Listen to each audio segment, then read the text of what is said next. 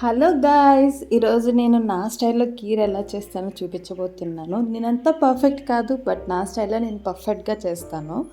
ఇప్పుడు మనం కీర్ చేయడానికి ఫస్ట్ స్టవ్ ఆన్ చేసుకొని దాని మీద మనకు క్వాంటిటీ సరిపడా మిల్క్ తీసుకుందాం.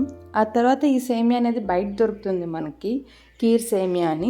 దీన్ని బాగా స్మాష్ చేసుకుందాం.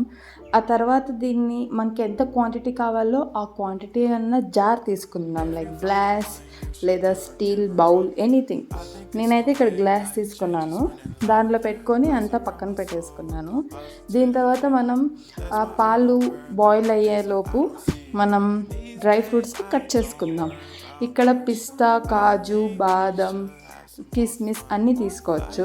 బాదం సోక్ చేసిన తర్వాత అయినా కట్ చేసుకోండి, లేకపోతే అలాగే అయినా కట్ చేసుకోవచ్చు. నేనైతే అన్ఎక్స్పెక్టెడ్గా చేశాను కాబట్టి అలానే చేశాను. అండ్ నేను కిస్మిస్ కూడా తినాను కాబట్టి కిస్మిస్ యాడ్ చేయట్లేదు. అండ్ ఇంకో బౌల్లో మనం గీ తీసుకుందాం.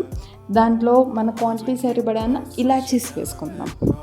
అది కొంచెం బాయిల్ అయిన తర్వాత మనం కట్ చేసుకున్న డ్రై ఫ్రూట్స్ని దాంట్లో వేసి బాగా రోస్ట్ చేసుకోవాలన్నమాట. ఇక్కడ మనకి సరిపడా గీ వేసుకోవచ్చు, లేకపోతే ఎక్కువైనా వేసుకోవచ్చు. నేను కొంచెం తక్కువ వేసుకున్నా కాబట్టి నేను మళ్ళీ గీ అనేది యాడ్ చేసుకున్నా.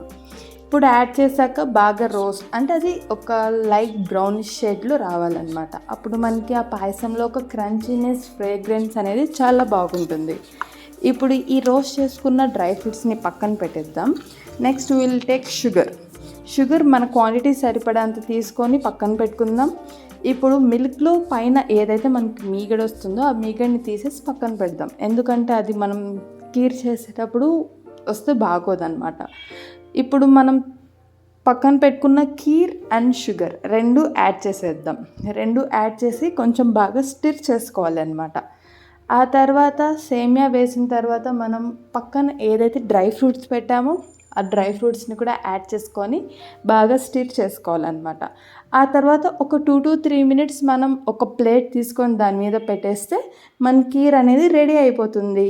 ఈ ప్రాసెస్ మీరు ఒకవేళ ట్రై చేస్తే ఎలా ఉందో కింద చెప్పండి. Thank you.